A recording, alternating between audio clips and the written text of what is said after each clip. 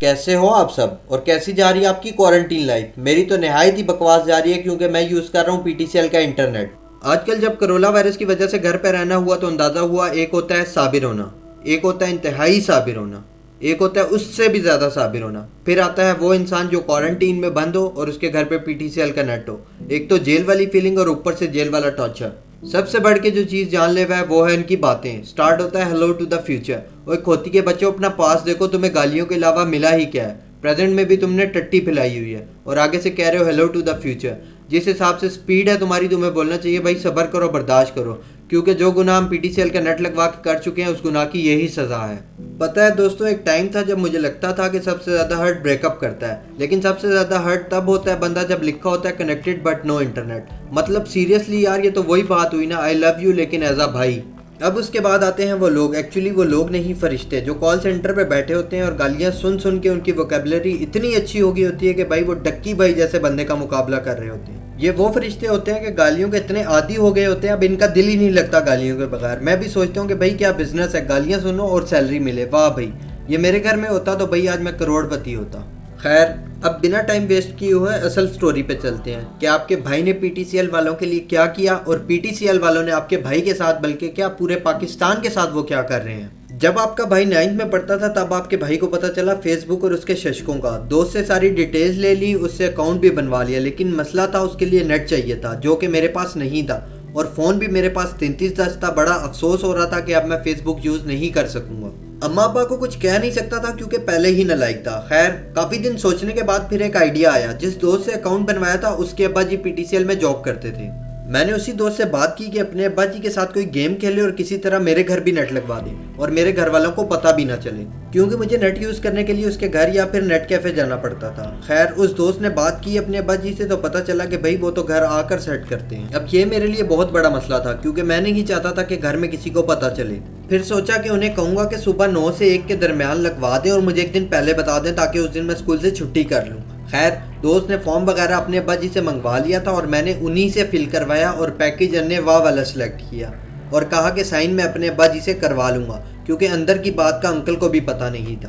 खैर, घर आया, अब्बा जी के वॉलेट में से उनका आईडी कार्ड निकाला और उसकी फ़ोटो कॉपी करवा के वापस ला के उसी तरह रख दिया और उनके सिग्नेचर की प्रैक्टिस की और फॉर्म पे सिग्नेचर करके अंकल को दे आया और अंकल ने कहा 2 दिन बाद 10 बजे बंदा भिजवा दूंगा। फिर टेंशन मजीद बढ़ गई थी, लेकिन अल्लाह का शुक्र था घर में सुबह कोई नहीं होता था, अम्मा अब्बा ऑफिस जाते थे। खैर, जिस दिन नेट वाले ने आना था उससे पिछली रात को आपके भाई ने गेम खेलनी शुरू कर दी। अब्बा जी के रूम में बैठकर होमवर्क कंप्लीट किया, उधर ही बैठकर शू पॉलिश किया ताकि अब्बा जी को यकीन हो जाए कि सुबह आंधी हो या तूफान ये लड़का हर हाल में स्कूल जाएगा। खैर, सुबह हुई, अम्मा ने उठाया और आपके भाई ने ड्रामे शुरू कर दिए कि पेट में दर्द है, पूरी रात सो नहीं सका दर्द से। आप सबको तो पता अम्मा होती ही रहमदिल है। अम्मा को तरस आ गया मुझ पे, कहती चलो छुट्टी कर लो, मैं भी ऑफिस से छुट्टी कर लेती हूँ। अब तो भाई असल में तबीयत खराब होने लगी जब अम्मा ने कहा कि मैं भी ऑफिस नहीं जाती। मुझे तो यकीन हो गया कि मेरे तो एल लग गए।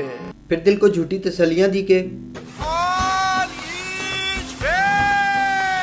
खैर, नाश्ता किया, अब्बा जी ऑफिस जा चुके थे। अम्मा को कहा कि अब तबीयत ठीक लग रही है, शायद भूख की वजह से दर्द था। अम्मा को तसल्ली दी कि अब मैं ठीक हूँ, तो अम्मा भी कहती हैं चलो मैं भी ऑफिस चली जाती हूँ। खैर, 9 बजे अम्मा जी ऑफिस गई। फिर सुख का सांस आया आपके भाई को और आपके भाई ने 9:30 बजे अंकल को कॉल्स करनी शुरू कर दी। फिर 10:30 तक उनका नुमाइंदा आया, 12 बजे तक नेट लग गया, 1 बजे तक आपके भाई ने यूज़ किया। फिर सबके आने का टाइम था तो आपके भाई ने हर चीज़ छुपा दी। अगले दिन फिर मौका मिला शाम को यूज़ करने का तो नेट ही ना चले। छुपके छुपके कंप्लेन की तो वो कहते हैं नेक्स्ट डे शाम को 5 बजे बंदा भिजवा देंगे। मैंने कहा भाई अब बिल्कुल ठीक हो गया, कोई ज़रूरत नहीं, कंप्लेन कैंसिल कर दे, क्योंकि अगर वो आ जाते तो मेरी पकड़ाई हो जानी थी।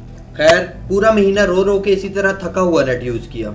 एक दिन मैं स्कूल से घर आया तो जैसे ही मैं गेट से एंटर हुआ मैंने देखा कि दरवाजे में सामने अब्बा जी बिल पकड़ के खड़े हुए हैं। मैं तो समझ गया कि भाई आज तो मेरी मौत वाकया हो जाएगी।